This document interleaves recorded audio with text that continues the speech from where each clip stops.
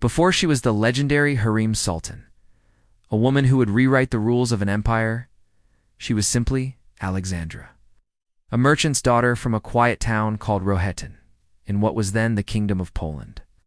Her world was small and safe, filled with the sound of church bells and the ordinary joy of family life. But that world was balanced on a knife's edge. In the early 1500s, the borderlands of Eastern Europe were a hunting ground for Tatar raiders. They rode in the name of their masters, the Ottoman Empire, seeking gold, glory, and slaves. The people of Rohatyn heard the stories whispers of smoke on the horizon, of families torn apart. But stories are easy to ignore, till they thunder into your life. One gray morning in 1518, the sky over Rohatyn filled with the sound of hooves. The bells that once called people to prayer now rang in pure panic. Men grabbed axes, but it was too late. The Tatars were a storm of steel and fury. 15-year-old Alexandra watched her world turn to fire and ash. She saw her father cut down at his own door. She heard her mother's cry, swallowed by the roar of the flames. And then there was only silence, broken by the clinking of chains and the snorting of horses in the smoke. Her wrists were bound with rough rope, and she was marched east with the other survivors. The journey was a blur of dust and despair. Every mile another person fell, left for the wolves. Nights were spent under the cold, open sky, her dreams haunted by her father's voice, telling her to be brave. But somewhere deep inside, her grief began to harden into something else, something colder, sharper, pure, unyielding will. After weeks of marching, they reached the city of Kaffa, a bustling slave port on the Black Sea. The prisoners were treated like livestock, oiled and lined up for sale. Buyers walked among them, inspecting them as if they were horses. Alexandra's fiery red hair, a beacon under the sun, caught the eye of a wealthy Ottoman merchant. "A rare jewel," he murmured. A fortune in silver was exchanged, and she was loaded onto a ship bound for the heart of the empire, Istanbul. She didn't know the language. She didn't know the people.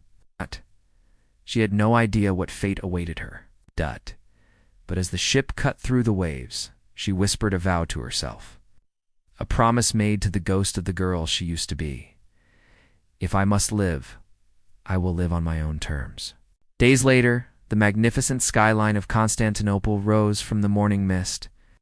Its domes and minarets glinted like golden blades against the sky. To her captors, it was the city of the world's desire, the center of all power. To Alexandra, it looked like a beautiful, gilded prison. She was led through the monumental gates of Topkapi Palace, the heart of the Sultan's power, and into the Harem, an invisible empire of women, ruled by beauty, ambition, and fear. Inside, she was stripped of everything that made her Alexandra. Her clothes, her cross, her name. "You are Harem now," a eunuch told her, his voice devoid of emotion. The cheerful one. They expected her to break, to weep like the others. Instead, a faint, unnerving smile touched her lips, a smile that promised she would not be easily broken. The days blurred into weeks. Harem, the newly named slave, became a student of survival. She learned to walk with the grace of a courtier, to bow with perfect precision, to hide her thoughts behind downcast eyes while seeing everything. She devoured languages, songs, and poetry, turning each lesson into a weapon, a step on the ladder out of obscurity. While other girls whispered desperate prayers for release at night, Harem whispered plans. She studied the intricate hierarchy of the harem. At the very top sat the valid sultan, the mother of the ruler.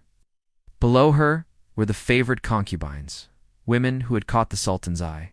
And at the very bottom were the newcomers, girls like her, silent, beautiful servants.